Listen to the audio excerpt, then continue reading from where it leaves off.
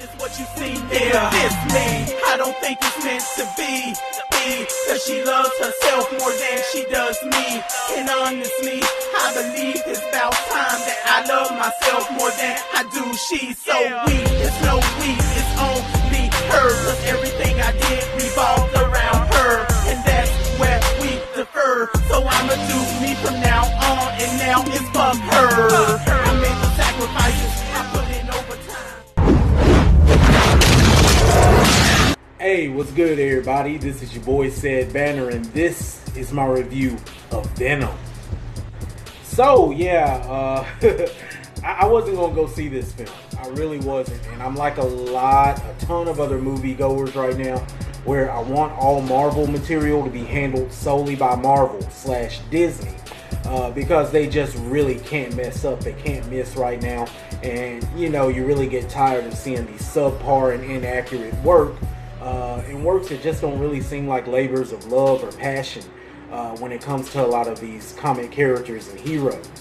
But I went ahead and saw it primarily because of Tom Hardy. He is, I think, one of the best actors alive. And he just really doesn't do very much wrong. So I went ahead and go ahead and dive right into this. I will say that I'm kind of I'm not confused, but I'm not completely clear on exactly how Marvel is handling this whole situation with Sony at this very moment. My understanding pretty much is that right now it's sort of a joint situation. That, you know, Marvel/Disney got Spider-Man back. I think Sony still somewhat has their hands in that, but not so much. I don't think they hold primary control anymore. When it came to Venom, the trailers to me made it look like it was all Sony and nothing else, and that really turned me off. But we went ahead and saw it, and I will say within probably 15 minutes of the film, I already started to see that Marvel really had their hands in this, and of course that excited me as a moviegoer and as a you know, a fan, to see that we were in for more than just this mediocre, you know, cash grab, I guess you would say.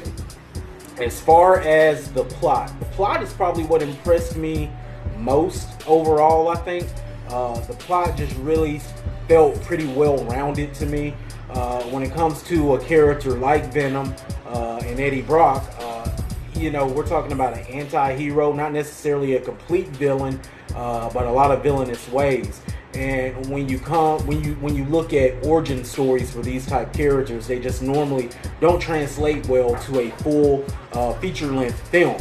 I felt like this plot was pretty well rounded. It kept me engaged the entire running time from the start.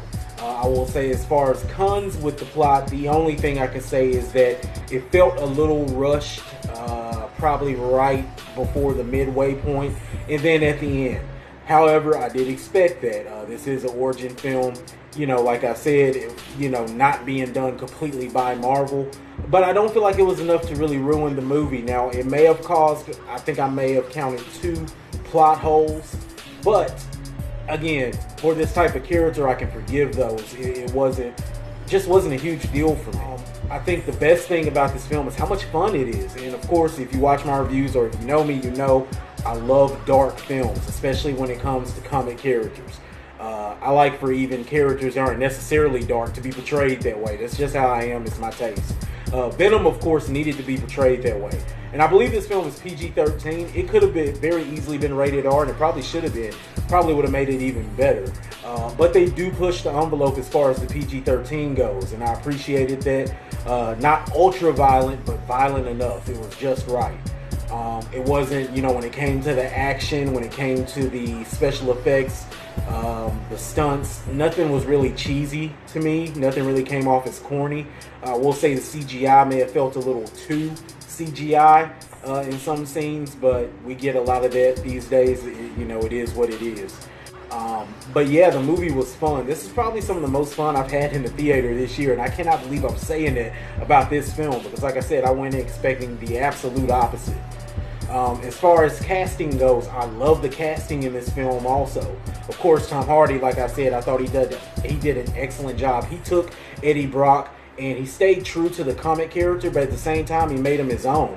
And he really made him this I guess, you could say, somewhat relatable. Well, not even somewhat, a relatable character, at least for a lot of people, I think, watching this film. Made him fun, and also made him believable when he became the symbiote with Venom. Became the hero with the symbiote, I guess you would say. He also voiced Venom, from my understanding, and that's extremely impressive. The voice of Venom, which of course Eddie Brock is going back and forth with throughout this film. Some of the best moments in the film. Excellent dialogue, and the fact that he's doing both, extremely impressive. His love interest, there is a love interest played by Michelle Williams. I will say I appreciated that the love interest was not played in such a corny way as they are in Spider-Man films.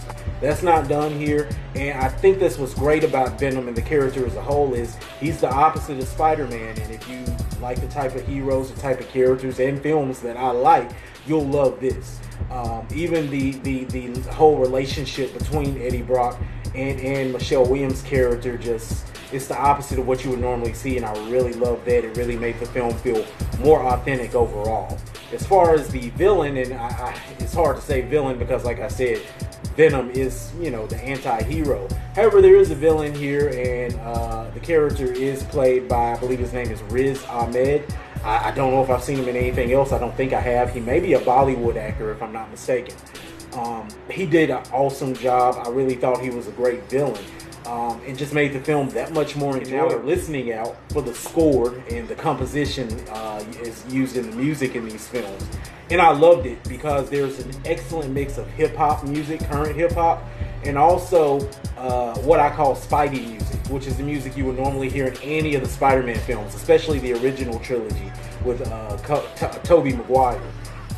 There's a good bit of that in here too, but it's kind of tweaked to have a darker sound to match the character Venom, and that actually raised the quality of a lot of scenes in this film for me. So definitely, if you haven't seen it yet, listen for that, and I think you'll enjoy that.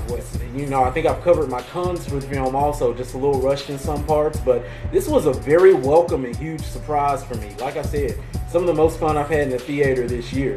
And it's definitely a film I will be purchasing when it does come to Blu-ray. Kudos. Like I said, it really feels like Marvel had their hands in this production a lot more than they have in any of the other or past Sony productions. And there is an appearance from Stan Lee, which was very nice also. Great film, a lot of fun, dark, plenty of action, funny, also serious at the right times, the complete package. My rating for Venom is surprisingly awesome. That's what I'll call it. It's surprisingly awesome. I really loved it. I actually look forward to watching it again. Like I said, once it comes on Blu-ray, and it just really surprises me. I think if you are like me and you were having doubts about paying to see it, I think more than likely you may not like it as much as I did. The professional critics really panned the film, and like I said, I normally don't agree with them, and nothing has changed here. I definitely think they got it wrong, but I also think the critics don't really like dark characters or dark films. They like the cartoony, happy-go-lucky-ish, and that's not what you get here. But I do think if you had doubts about the film, as I have, you will be pleasantly surprised for the most part. So yeah, definitely go check it out. So that concludes this review of Venom. My next review will be for whatever the hell is coming out next. Of course, I can't keep up. So until my next review, hey,